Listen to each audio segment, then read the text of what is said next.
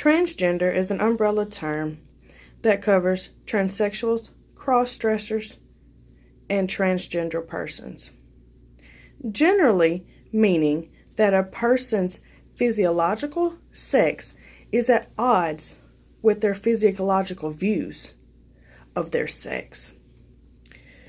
Transgender describes the dysfunction between an individual's sexual organs and their sexual identity. Transgender employment discrimination by Katie Cooch and Robert Bales. This means that a male might think that he should be a female or vice versa.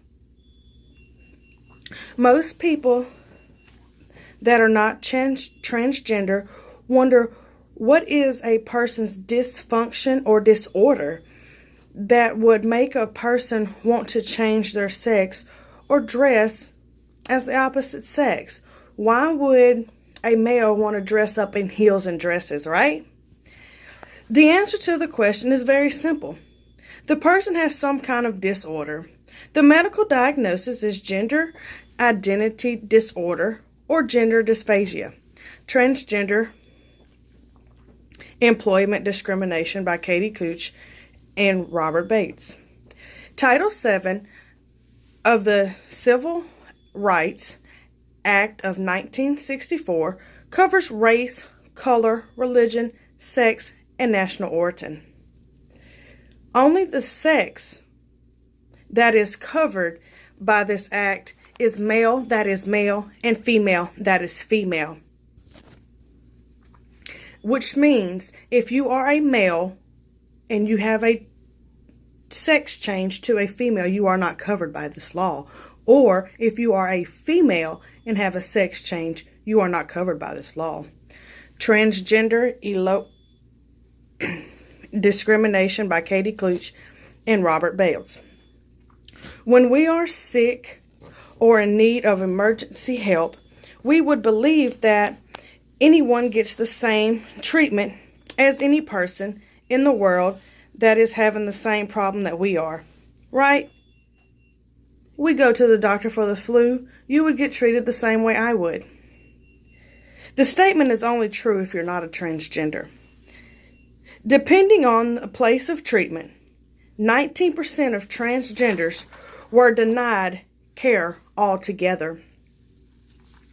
Out of this 19%, 24 of them were denied in a doctor's office or hospital. 13% was an emergency room or emergency department. 11 was at the mental health clinics. 5% by emergency medical technicians and paramedics, the ones that are on the ambulances. And 3% in drug therapy programs. National Transgender Discrimination Survey reports on health and health care. If these numbers are not bad enough that people are denied help, what is even worse is that all transgenders are not looked at in the same way.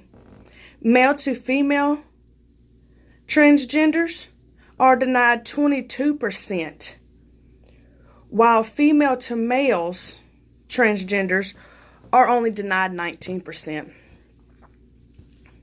6% are the gender not listed. National Transgender Discrimination Survey report and on health and health care. When going to the doctor's office, we think we are safe. Boy, can we be wrong. 2% of transgenders report being physically abused while at a doctor's office. Even worse, 28% of transgenders report being verbally abused in some kind of medical setting. This includes your doctor's offices, your ERs, your ambulances, anywhere that you could get medical assistance. National Transgender Discrimination Survey report on health and healthcare.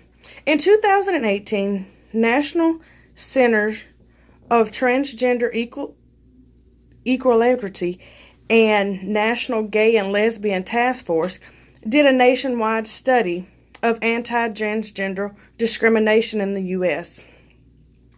The results were horrible. Transgender and gender non-confirming persons answered a 70-question survey over a period of 6 months.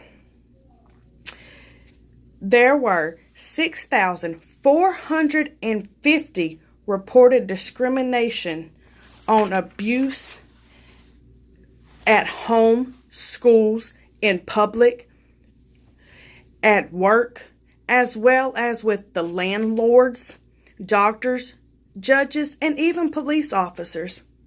A gender not listed. If we cannot trust a police officer or a judge to be fair to transgender people, how can we trust them to look at the judicial law fairly?